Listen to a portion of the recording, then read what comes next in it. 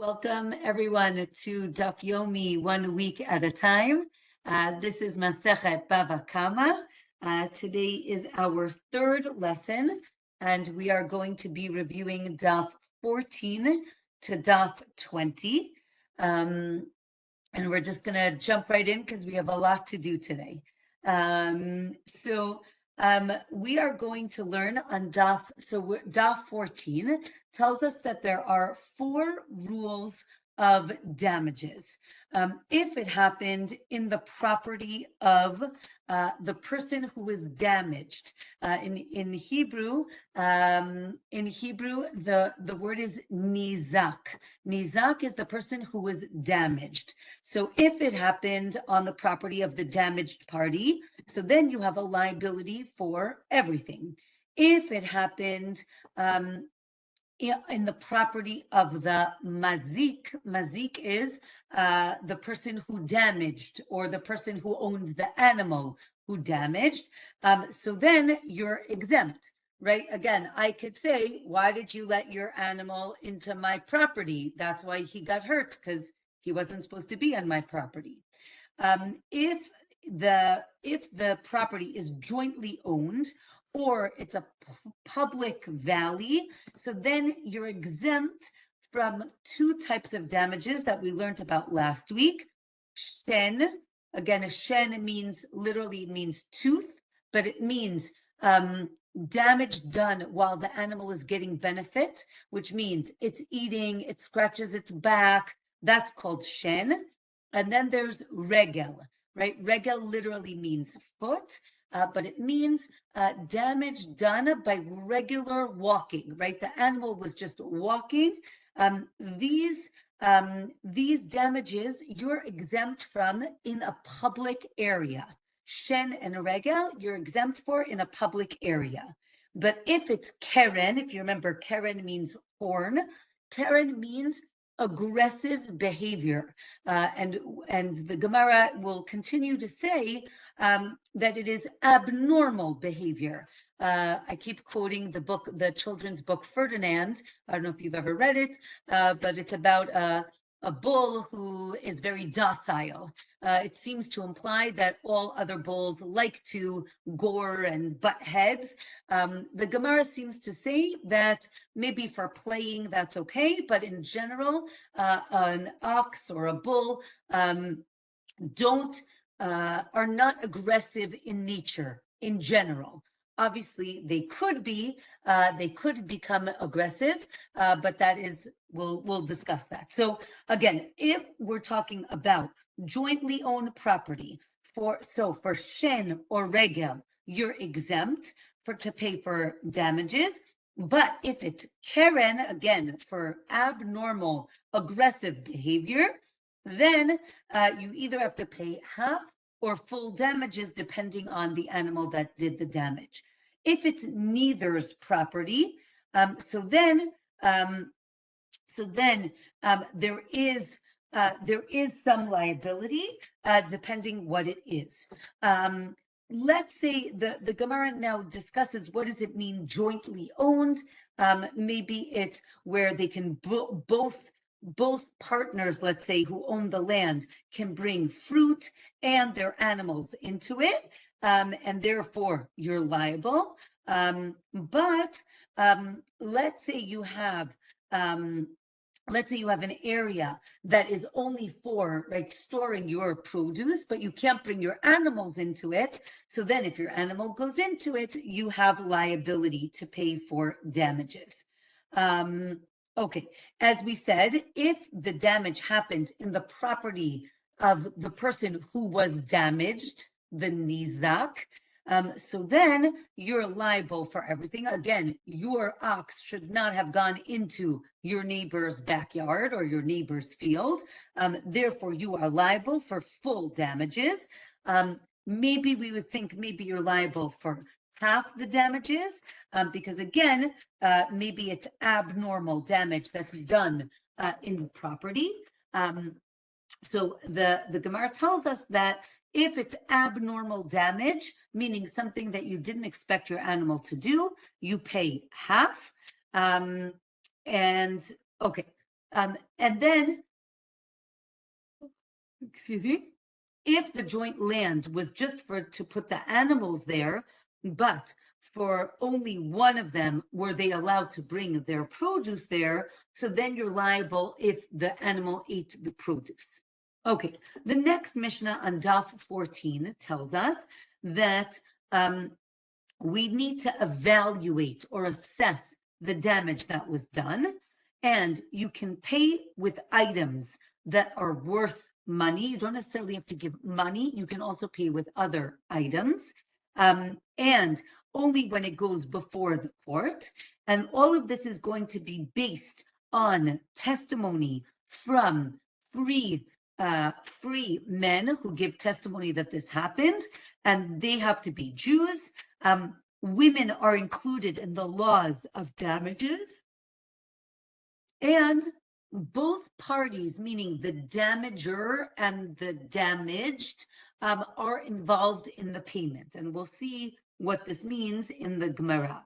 So the Gemara explains that we assess the value of the damage, and then you need to have land to pay for damages, but the damaged party can grab other objects or items that are worth the value that they need to be paid for, and that is acceptable payment. If you go to court, so then you'll have to pay with land, but if you don't go to court, he can just take any movable objects. From here, the Gemara talks about orphans who only pay for their father's debt of damage with land. The orphans can only pay with land, but the actual person who does damage, they can pay with anything of value. Okay. We said that we need witnesses. Daf 15 tells us that these have to be free people. They cannot be slaves. They could also not be non-Jews, because again, they're not involved in doing mitzvot, doing commandments. Therefore, they're not seen as valid witnesses for this case.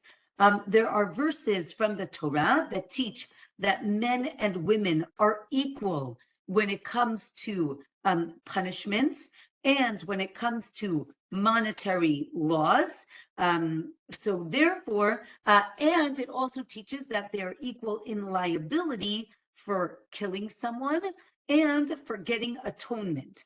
And the Gemara goes through why we need each of these verses. You might have thought it's only for men, and the Gemara says, no, it's also for women as well, meaning they're equally involved in any of these cases.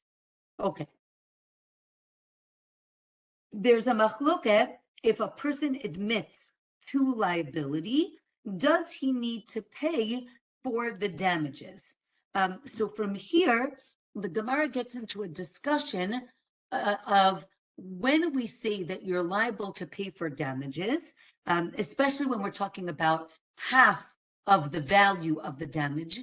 Again, in Hebrew, it's called chatzi nezek, right? Half of the damage. So there's a machloket. If when you pay for half the damages, are you paying compensation, even though you're only paying half? And therefore, if you admit, so then you still would have to compensate the other party, and therefore you would have to pay. Or do we say, really, when you admit something, so then you don't have to pay a penalty, which is called a knas. A knas is a penalty. So if you admit something, you don't pay penalty, you only pay the compensation. So if you see paying for half the damages as a penalty, so then if you admit it, then you don't have to pay. And here, now the Gemara talks about the nature of the ox, right? It's the nature of the ox not to do damage. But you never know, and then therefore you should have watched it. Sorry. The Gemara asks, a a regular ox, is it in its nature to do damage? If you're going to say that it is in its nature to do damage, right? Like Ferdinand, all the other oxes are, the bulls are all jumping around. So if it is in its nature to do damage, then really you should have paid full, but God takes pity on you and says you only have to pay half. Therefore, the half is seen as compensation. Therefore, you would have to pay. Or maybe we say, no, the nature of a regular animal that hasn't done anything beforehand is not to gore. Therefore, when it does do something, really you didn't have to pay at all, but we're giving you a penalty to pay half, meaning you should have been more careful. Therefore, it's seen as a penalty, and therefore you would not have to pay if you admit. Okay, so now the Gemara is trying to prove, do we see it as compensation or as a penalty? So the Gemara says that our Mishnah says both the damaged party and the damager need to pay. This proves that it's actually compensation. And the Gemara says, no, it's talking about the lessening of value of the animal after it dies, that the damaged party absorbs the difference in value between the two animals, and therefore both of them share in the payment. The next Mishnah also supports that it's seen as mammon, which is compensation, because it talks about the difference between an ox that is tam, which means it has never done any damage before, to muad. Muad means it has proven 3 times that this is an aggressive animal, and it talks about each payment, but it doesn't mention if you admit about the tam, the innocent animal, and that you don't have to pay. Therefore, because it doesn't say that, it must be that paying for half the damage is actually compensation and not a penalty. If it's expected damage, you should have watched it. So it should be. If it is expected damage, then you should have watched it, and you definitely need to pay. Here we're talking about what happens. Is it seen as, again, if it is expected damage, it is not penalty. If it's expected damage, meaning muad, so then you pay full damage. Full damage is compensation, that's for sure.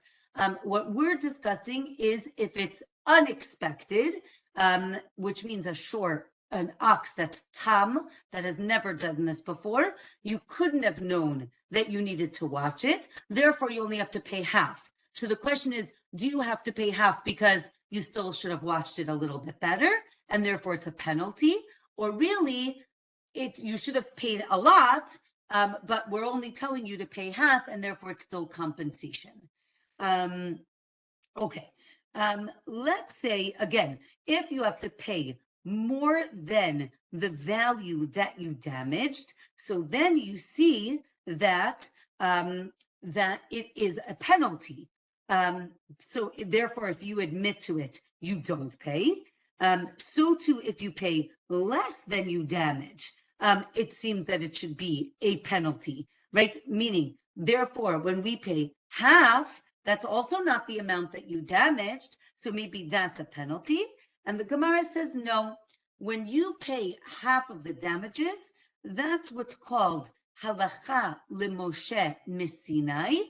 It means it is a tradition, a law that was passed down or given to Moshe on Sinai.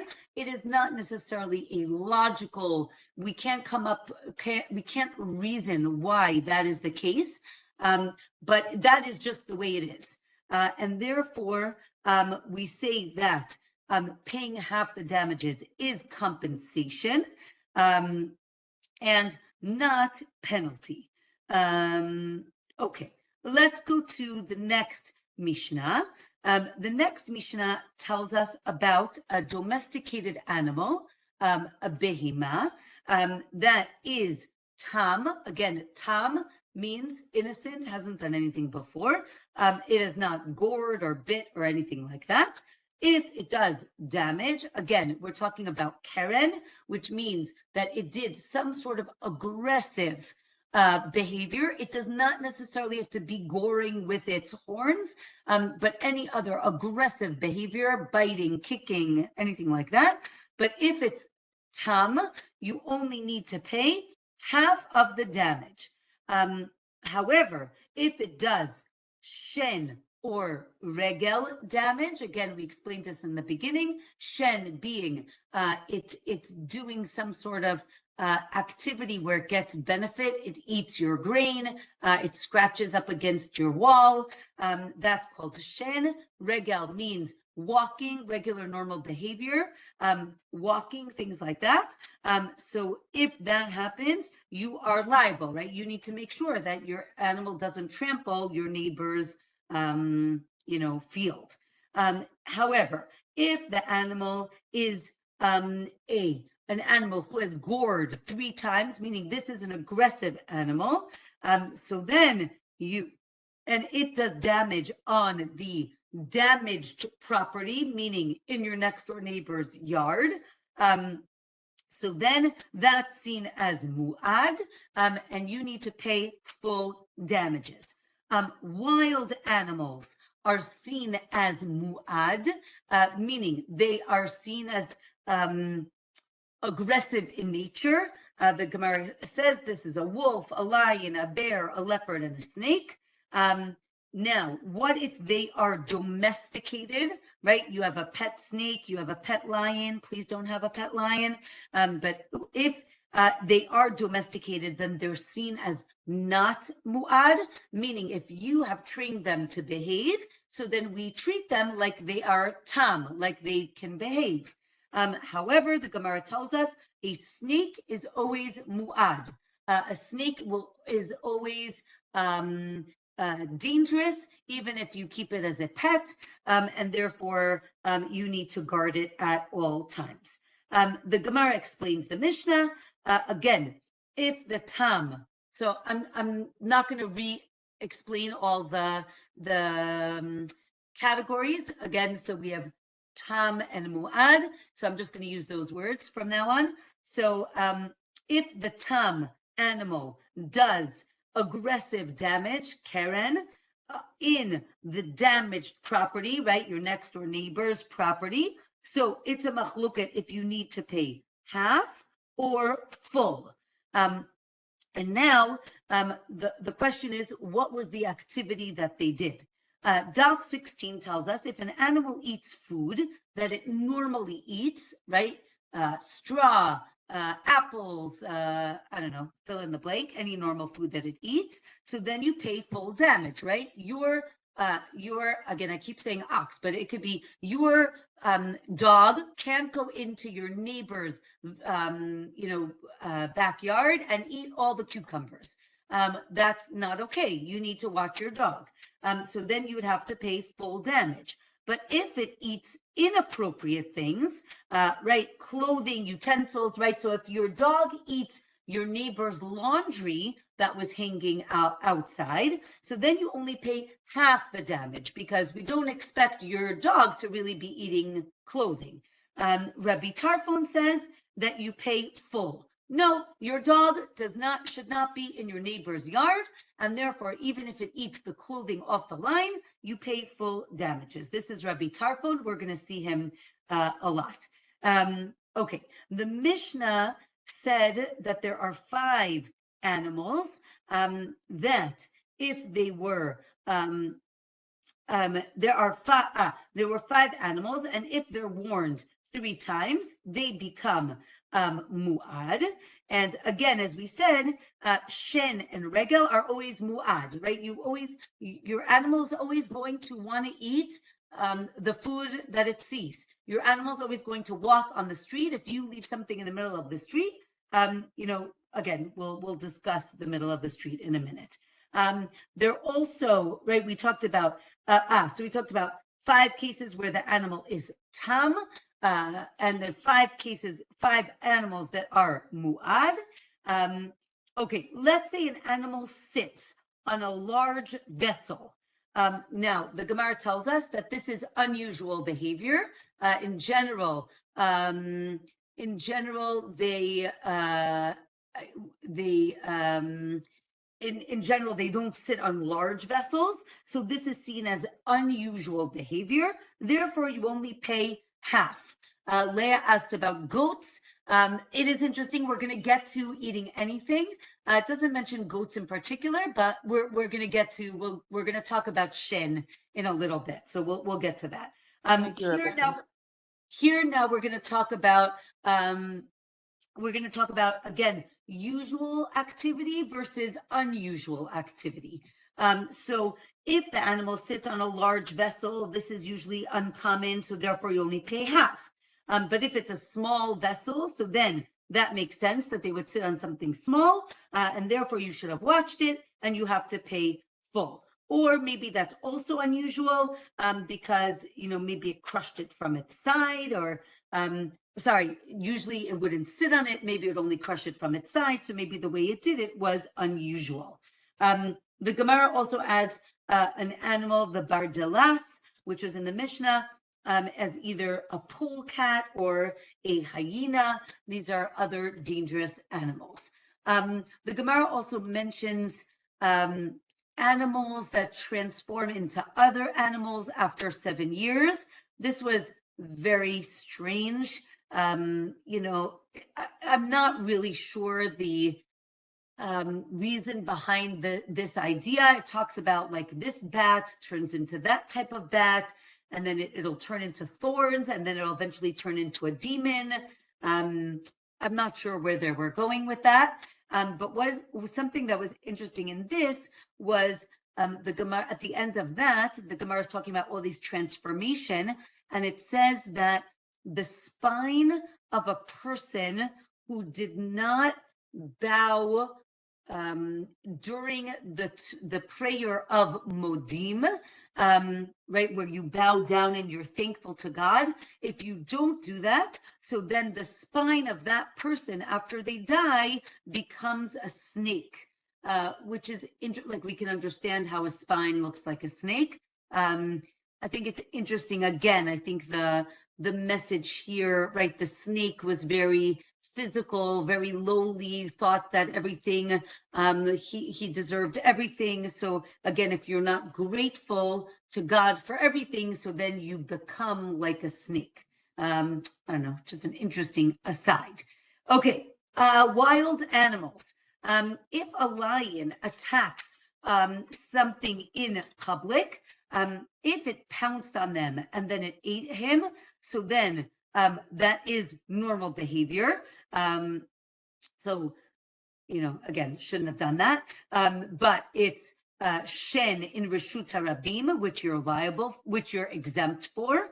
But if it tore the person apart, that is unusual behavior, and therefore it is Karen, and therefore you are liable.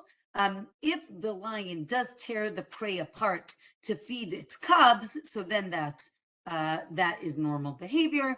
Also for storage or to give to the lioness, so then that is normal behavior.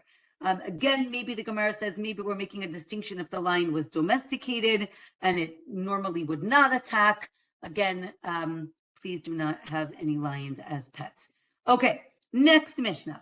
As we said, for Tam, you only pay half the damages from the value of the ox. Now, this is an important concept. In Hebrew, we say mi gufo, you pay from its body, meaning you basically sell the animal, and that money you give, you pay for half of the damages up until the value of the original animal. If it's more, then tough luck, meaning you only pay up to the value of the animal. Now, that's only for half damages. However, if the animal was muad, right, again, aggressive in nature, and you should have watched it. So you have to pay for full damages, and that comes from your land. It has nothing to do with the value of the animal itself. Whatever the damages are, you're going to cover the damages based on the land that you have, even if it exceeds the value of the ox. Okay, so here we're talking about, right, you pay from the aliyah, which means the choicest land. Rabbi Elazar and Rabbi Shmuel Bar Nachmani argue how to understand the different verses. Here the verses are talking about Yirmiyahu, and then they start talking about the verses that talk about Chizkiyahu, the king. When he was buried, they gave him a lot of honor. They established a yeshiva at his grave site, and they gave him great honor. They took out a Sefer Torah when he died, and they said that he upheld this Torah, and he taught this Torah. And here, as an aside, the Gemara tells us that doing mitzvot, doing commandments is more important than learning Torah, but teaching Torah is the most important thing.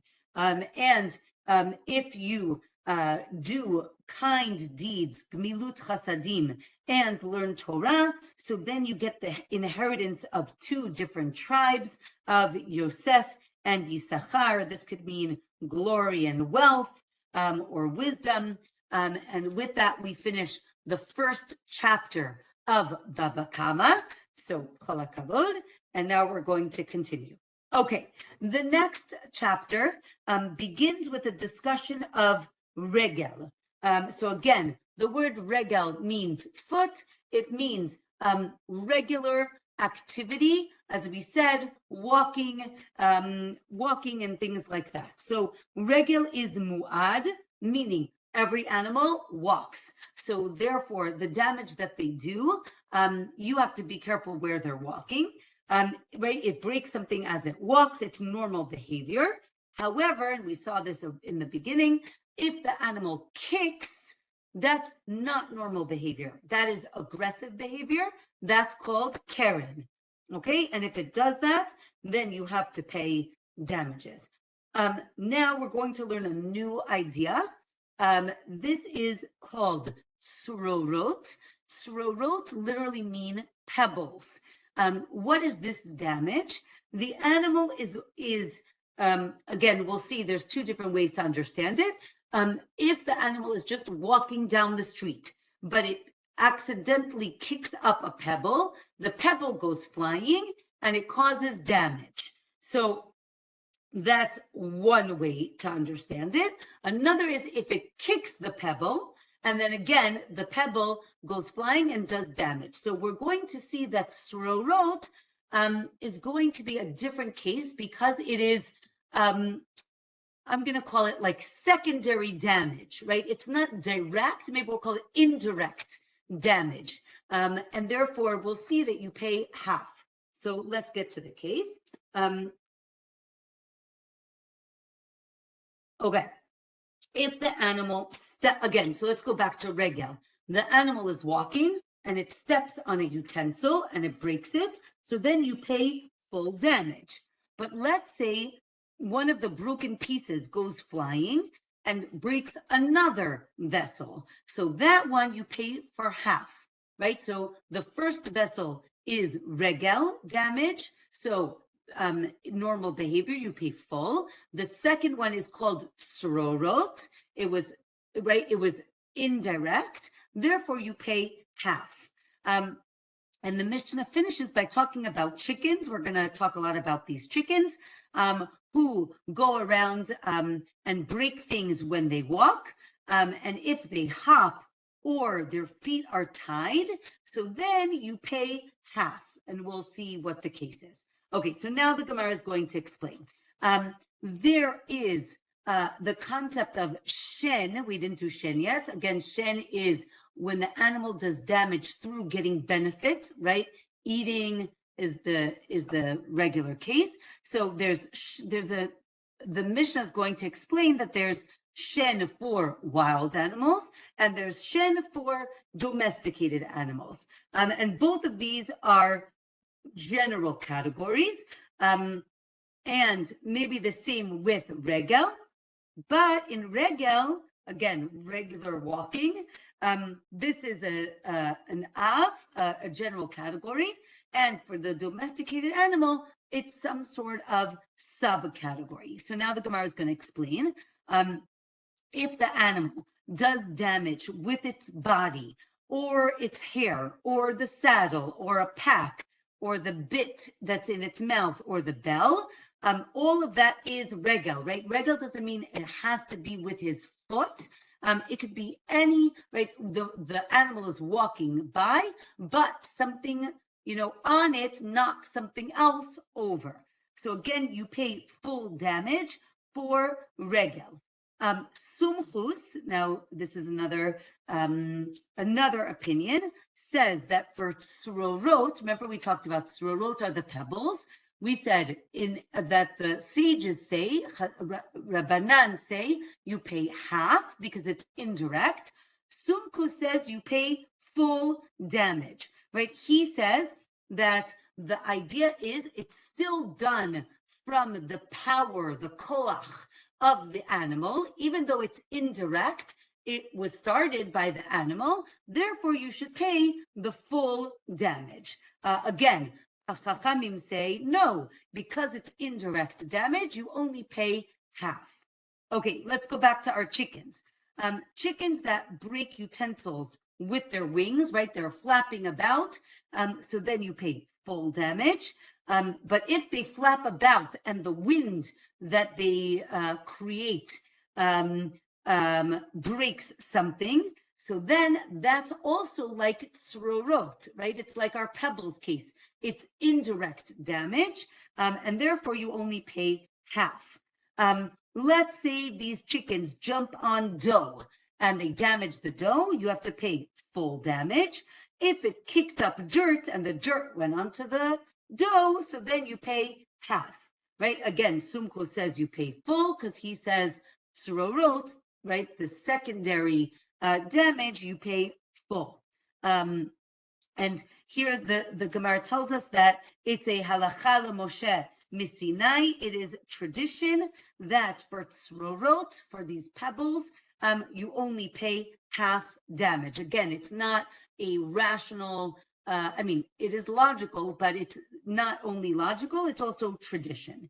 Okay, if a calf pulls a wagon and it breaks a utensil, so then you pay full damage. Let's say chickens peck and break, they peck at the rope that's holding up a bucket. So they break the rope, and then the bucket falls and it breaks. So you pay full damage. You pay full damage. We'll get back to what this means. You pay full damage. The Gemara is going to explain this soon.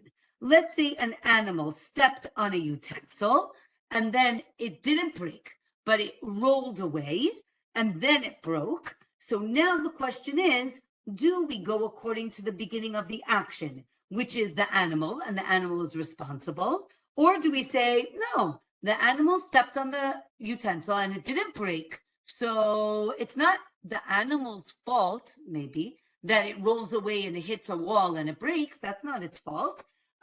So the Gemara is tries to figure out what is the responsibility of the owner of that animal. Daf 18 tells us that it seems to say the case before with the chicken seems to say that you go according to the beginning. Remember, the chicken broke the rope, and then the pail, the bucket falls and breaks, and it says you have to pay. So it shows that you go according to what started it, which is the chicken.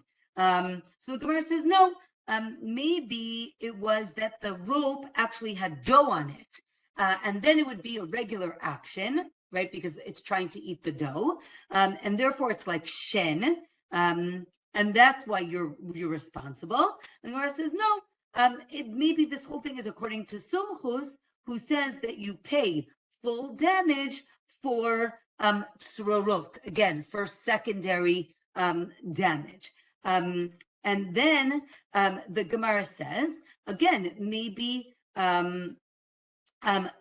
that we go according to the beginning of the action, or maybe we're saying that the bucket fell from direct pressure of the chicken, and that's why it broke, and that's why you have to pay full damages. The next question is, we say that you're paying half of the damage for tzrorot. So the question is, does this half damage come from the value of the animal, or which is how we usually understand half damage, or do we say it comes from the choice land? So the Gemara tries to figure out from where it comes from. So the Gemara gives a case of a dog that goes and takes like a cookie off of the stove. Again, it's like we'll call it the barbecue, right? There's like a coal. And when it eats the cookie, like it walks over to like a big stack of grain and it's eating this cookie, but at the bottom of the cookie is a coal, and the coal falls on the grain and it sets the grain on fire. So the Gemara tells us that you pay full damage for the cookie that he stole and ate, because that's Shen, and then you pay half for the grain, right? So it seems that the grain is tzrorot, right? Secondary or indirect damage. And that's why you pay half. And it says that you paid from the value of the animal. Or maybe it's that the animal actually did something unusual with the coal. And then if it's an unusual act, then it's Karen. And then you pay, and then maybe you should pay full. And then we say, no, maybe we're also talking about according to Sumkus, who says that you pay full damage even if it's tzrorot, right? Even if it's secondary.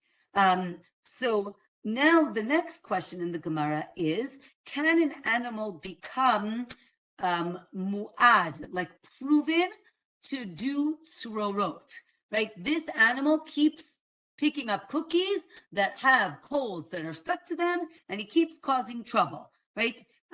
And therefore, the question is, let's say he does it 4 times. So now maybe does he now pay full? Or do we say, no, each time he does it, it's still indirect and you only pay half of the damage.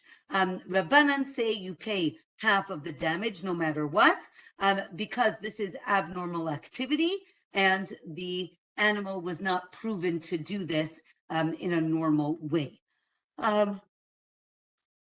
Rabbi Tarfon says, if you remember, we mentioned him in the beginning, he says that you pay full damages for aggressive behavior, Karen, even if the animal is tam, right, is innocent, meaning it has never done this before. Again, Rabbanan say that you pay half for this type of damage. But Rabbi Tarfon says you pay full. That's only if it happened in somebody else's property, right? So again, if your animal goes into your neighbor's backyard, even if he's never done it before and does right, aggressive behavior, so then you should pay full according to Rabbi Tarfon. Okay. So now we have a machloket, as we said.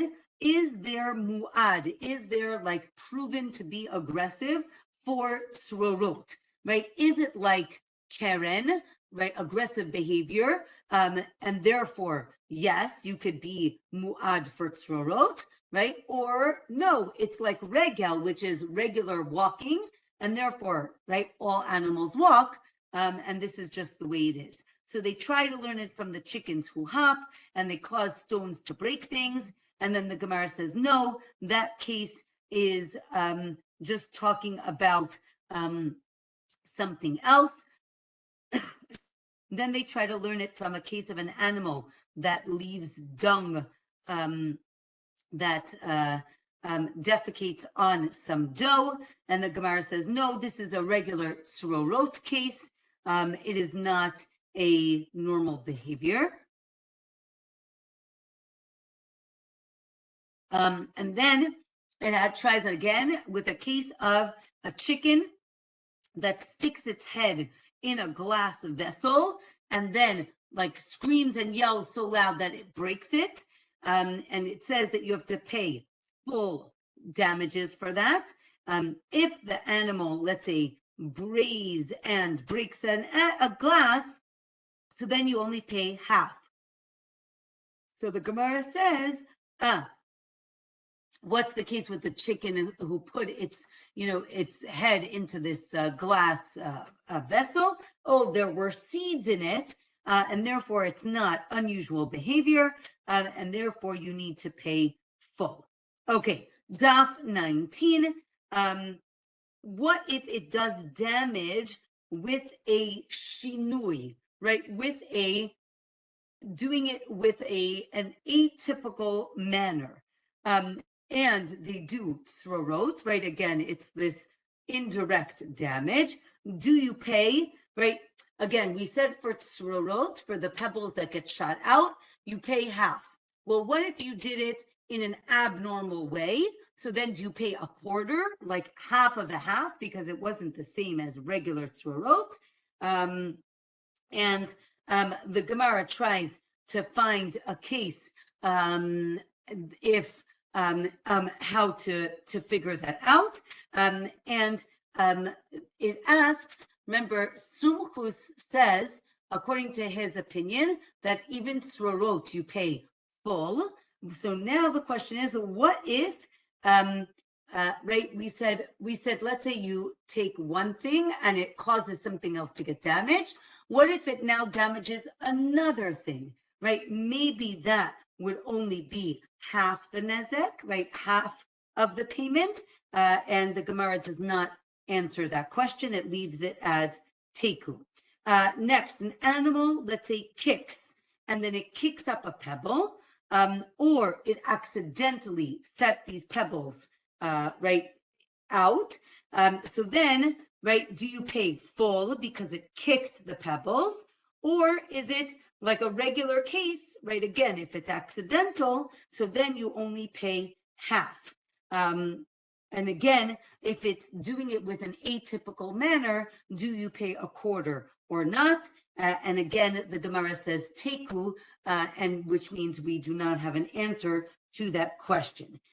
Let's say an animal was walking in a place that had a lot of pebbles, but then it kicked the pebbles, right? Not just from regular walking, it did an aggressive behavior. So then, do we see that it's an aggressive behavior, so it's Keren? Or do we say, no, it's tzrorot, because again, it was still pebbles, and therefore you pay half? Again, teku, which I would imagine leaves people unsatisfied, but that is the way of the Gemara. Okay, now the next question, what about tzrorot, right? Animal is walking and pebbles get like shot out from its legs. What if this happens in the public domain? Is it like Keren that you would still be liable in the public domain? Or is it like Regel, right? Regular walking, which you're exempt for in the public domain. And here the Gemara does answer that if it happens in the public domain, you are exempt, because Regel in the public domain is you don't have to, right? You can't be responsible for what the animal does when it's walking down the street. Meaning, if you have vessels on the street, so you need to be watching the vessels, not that I have to watch my animal. Let's say now, what happens if the pebbles go from the public domain to a private domain? So now, are you liable? The Gemara says yes, even though it didn't happen in the same domain, you are still liable.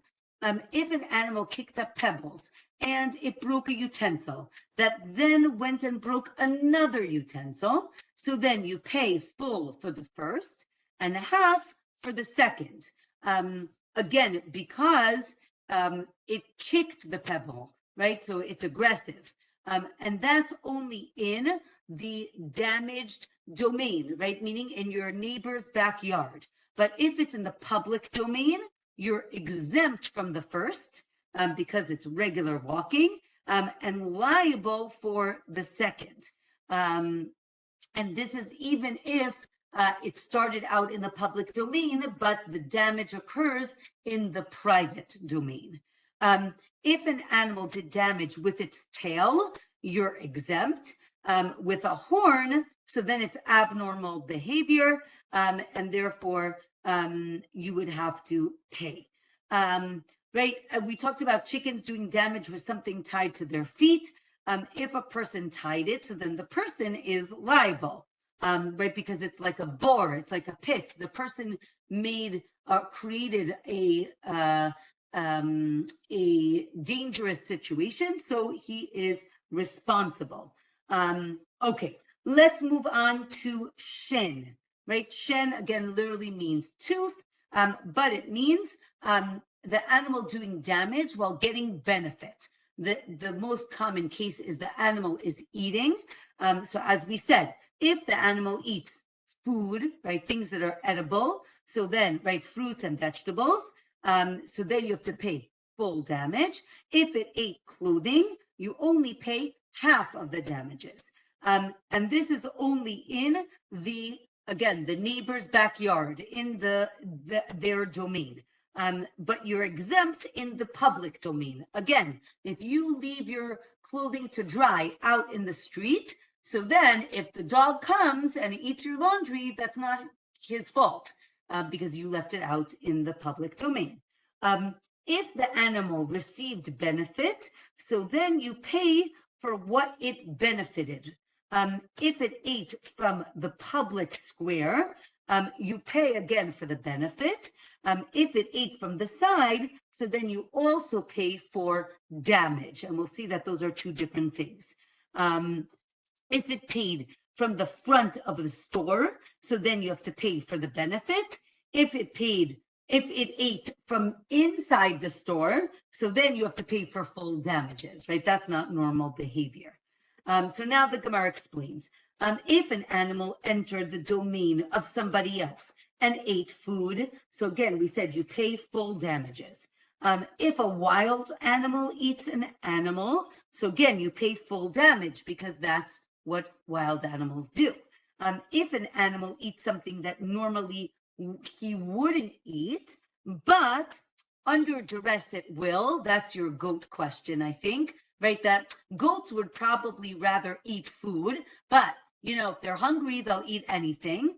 So then you still have to pay full damages, right? Again, if it eats your bicycle, so then no, right? Meaning, so that's not even like, that's completely abnormal behavior. If a donkey ate bread and then broke the basket that it was in, so then you pay full for the bread and half for the basket. But sometimes it also can chew on a basket, right? That's again your case. The Gemara says, no, it ate the bread and then only afterwards, so then it started chewing on the basket. That's not eating because it finished eating already. So that's called Karen. And then you pay half and not full. And the Gemara there on Daf, the bottom of Daf 19, talks about what food is normal for which animals. Okay, Daf 20, we have a goat. Oh, here's your goat. Okay, the goat knocks down a barrel in order to get to a turnip that's at the top of the barrel. So then you're liable for both of them. Because the Gemara seems to say that this is normal behavior, right? For the goat to jump on top of things, and therefore you have to pay for both. If the animal is in the public domain and it ate something that was on top of another animal, right? Another animal that was walking by, so then you're liable because that's considered private domain, right? Don't take from what's in my knapsack, right? That's private domain. Or maybe the case is the animal jumped up, and then that's abnormal behavior, and therefore you only pay half. Let's say the food was rolling, right, from the private domain to the public. So if the animal eats it from the private domain, so then you're liable. And if it's in the public domain, so then you are exempt. Or maybe the case is that the animal actually dragged it into the public domain, or no, it depends where the food is at the time. Maybe if the animal ate the clothing in the public domain, you're still exempt, or no, you're liable because, again, it's not seen as food. As we said, abnormal or strange behavior in the public domain, you are exempt. Or maybe only it's about clothing, but someone might put clothing in the public square, and therefore maybe you would be liable. Okay, in the Mishnah, we say that you pay for the benefit. What does that mean? If it ate straw, and so if it ate straw, which is wheat, you only need to pay for the value if it would have been barley, which is cheaper, meaning you don't have to pay for the full value of what it ate. You can pay for a cheaper value, or maybe the cheapest value of barley. Okay, the next case is, here we actually have a picture of a person whose field is surrounded by somebody else's field on three sides. And the outside guy, Reuven, builds a fence on three sides of Shimon's property. You can see here, like the three sides around. He cannot force Shimon to pay for the fence because Shimon can say, well, you didn't really save anything for me because the bottom of my field still doesn't have, right? One side of my field doesn't have a fence, so you really didn't do anything for me. But if he built 4 fences, so then he completely enclosed it, and then he needs to share for the cost. From here, the Gemara gets into a discussion about a concept, a principle in the Gemara. The principle in Hebrew is Ze nehene v'ze lo chaser. What does this principle mean? There are 2 parties involved. The first party gets benefit, and the second one doesn't lose out. Ze lo chaser. He doesn't lose out, right? So you have 2 options. Well, actually, you have 3 options. You can benefit, nehene, you can benefit. You could not lose out, meaning lo chaser, or you can lose, right? So obviously, if you lose, then you have to pay me back. The question is, what happens if, right, I am getting benefit and the other guy isn't losing out? Can I make the other guy pay for some of those things? So that's our case with, again, the animal who eats the produce. And the Gemara gives us different cases of this concept. Can you obligate that person to pay? And the Gemara says that the case of this land is different than our case because if he adds another wall, so then he would have to pay. Okay, the Gemara gives a few other cases. Let's say there's a 2-story house and it falls down, right, like a 2-family house, and it falls down. You can't force, right? The top guy wants to move back into his house. He needs the bottom guy to build his apartment so that he can live upstairs, but he can't force the bottom guy to build his apartment. So therefore, the upper guy can build himself a house on the bottom. And then if the downstairs guy wants it, so then he has to pay him a certain amount, right, for building it or rent or something like that. So again, the Gemara goes back to this idea of one person benefiting and the other one not losing out. and does he need to pay or not? And with that, I think that we will end. The Gemara gives one more case about like stealing from the temple. But again, this concept is again one person getting benefits and the other person not losing out. So with that, I will wish you all a Shabbat Shalom.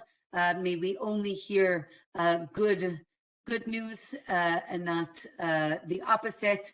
And again, I should have said in the beginning, all our learning is in memory and is in the merit of everyone who is still fighting and of the people who have been killed, and of course, for the freeing of the hostages. Wishing everyone a Shabbat Shalom. Thank you, Rabbanit, very much.